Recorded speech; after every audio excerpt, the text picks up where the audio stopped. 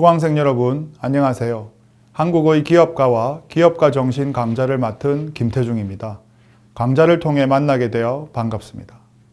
이번 강의는 마지막 12번째 강의로 한국의 기업가 정신과 기업가라는 주제로 한국의 기업가 정신의 과거, 현재, 그리고 미래에 관한 이야기를 해보겠습니다. 이미 과거와 현재 이야기들은 지난 강의에서 많이 다뤘기 때문에 이번 강의는 해외에서 이야기하는 기업가 정신과 한국의 세대별 기업가 정신의 공통점과 차이점 등을 다뤄보겠습니다. 또 앞으로 나아가야 할 모습에 관련된 이야기를 해보겠습니다. 사실 한국의 기업가와 기업가 정신은 한강의 기적이라고 불리는 한국의 경제 성장과 맥을 같이 하고 있습니다.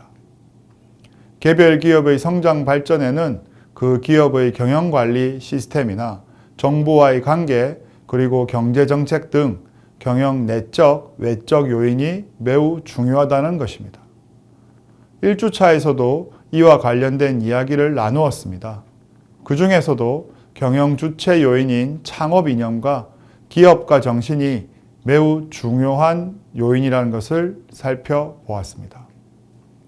남들과 다른 비상한 창업 이념의 기초에서 훌륭한 기업을 창업하고 이를 성장 발전시켜 나가는 과정에는 탁월한 기업가 정신이 꼭 접목되어야 합니다. 사실상 한국은 식민지기와 6.25 전쟁으로 인해 기본적인 산업 기반이 거의 전무하다시피 했었기에 불과 50여 년 만에 세계 최고의 기업을 일궈낸 한국의 대표적인 대기업 창업자들의 창업 이념과 기업가 정신이 국가 경제 발전의 기반이 되어 한강의 기적을 만들었음을 알 수 있습니다.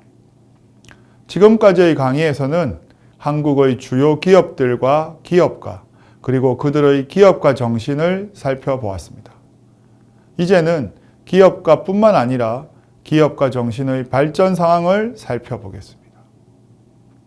기업가는 창업이나 신규 사업, 새로운 서비스 등 무언가 새로운 기회를 추구하여 가치를 창출하는 사람입니다. 하지만 이익 창출을 위해서 사업 활동을 수행하는 사람들이 모두 기업가는 아닙니다.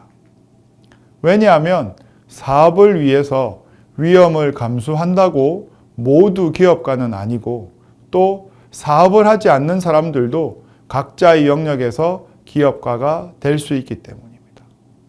기업가 정신이라는 것은 꼭 기업을 운영하는 분들만 가진 건 아니라는 것입니다.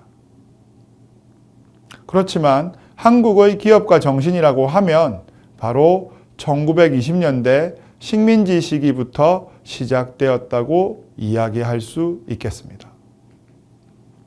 그래서 1920년대에서 50년대를 한국의 기업가 정신의 발전 과정 중 기업가 정신의 여명기라고 할 수 있겠습니다.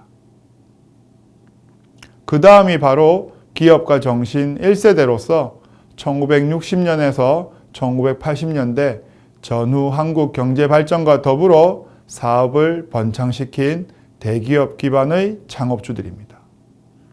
지금까지 수강한 내용이 바로 이 기업가 정신 여명기와 1세대에 대한 내용들이었습니다.